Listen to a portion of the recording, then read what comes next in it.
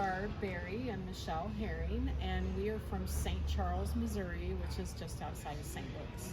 I was doing a lot of researches on vans and remote style vans, and the name popped up, I guess because I typed in remote vans, and it popped up, and I started about a year and a half ago looking at the company and following and seeing all the improvements and some of the selling points of the remote van would be for the extended gas tank on it, the electrical system that they put in it for power, and nice sized water tank, which is probably one of the bigger ones I've seen. So.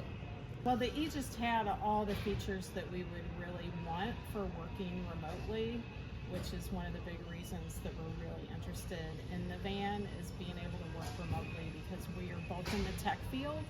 So we're on a computer all day long, and this just looked like an excellent way for us to get out and enjoy life and nature more.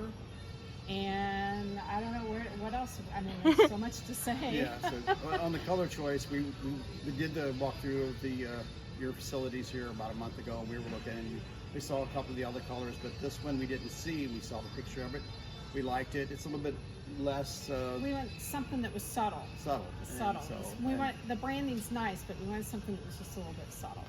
The skis, so hopefully we'll be going to Colorado and should be going on the slopes.